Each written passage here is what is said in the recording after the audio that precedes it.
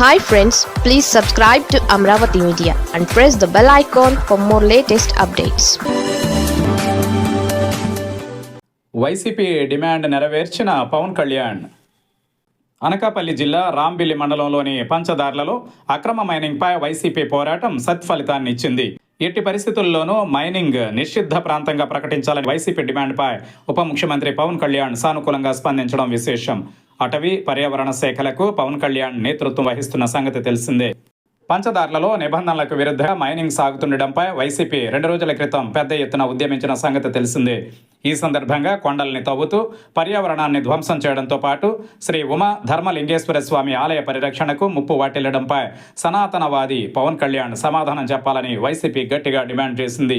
ఈ నేపథ్యంలో పంచదార్లలో అక్రమ మైనింగ్పై Anakapalli collector, pollution control board అధికారులతో పవన్ కళ్యాణ్ మాట్లాడారు. వైసీపీ ఆరోపించినట్టు నిబంధనలను ఉల్లంఘించి అనుమతులకు మించి మైనింగ్కు పాల్పడినట్టు కలెక్టర్, పీసీబీ అధికారులు ఉప ముఖ్యమంత్రికి నివేదిక ఇచ్చారు. దీంతో పంచదార్ల కొండ పరిసరాలని మైనింగ్ నిషిద్ధ ప్రాంతంగా ప్రకటించాలని రెవెన్యూ, మైనింగ్ అధికారుల్ని పవన్ కళ్యాణ్ ఆదేశించడం విశేషం.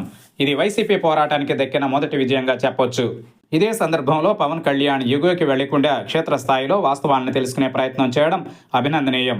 వైసీపీ పోరాటం చేయడం వల్ల తాను ఏదైనా నిర్ణయం తీసుకుంటే ఆ పార్టీకి క్రెడిట్ దక్కుతుందని పవన్ ఆలోచించలేదు.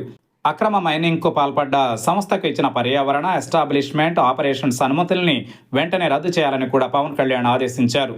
అలాగే మైనింగ్ అనుమతులు పొందిన సంస్థ నిబంధనల ఉల్లంఘనకు పాల్పడినట్టు కలెక్టర్, పీసీబీ అధికారులు ఇచ్చిన ప్రాథమిక నివేదిక ఆధారంగా సంబంధిత కంపెనీకి జరిమానా విధించడంతో పాటు కఠిన చర్యలు తీసుకోవాలని ఆదేశించారు. పర్యావరణ పునరుద్ధరణ కూడా సంబంధిత సంస్థే బాధ్యత తీసుకోవాలన్నారు. శ్రీ ఉమా ధర్మలింగేశ్వర స్వామి ఆలయ పరిరక్షణకు చర్యలు తీసుకోవాలని ఆయన ఆదేశించారు. ఇవన్నీ కూడా వైసీపీ పోరాటం వల్ల లభించిన ప్రయోజనాలుగా భావించవచ్చు. తప్పుల్ని తమ దృష్టికి ప్రతిపక్షం తీసుకొచ్చినప్పుడు ప్రభుత్వం సానుకూలంగా ఆలోచించాలి. అందులో నిజానిజాల గురించి తెలుసుకోవాలి. వైసీపీ ఆరోపణలలో నిజం ఉందని తెలిస్తే వెంటనే చర్యలు తీసుకోవడానికి వెనుకాడకూడదు. ఎందుకంటే సామాజిక సమస్యను మాత్రమే చూడాలి తప్ప రాజకీయ కోణంలో ఆలోచించకూడదు. ఈ విషయంలో పవన్ను వైసీపీ అభినందించాలి.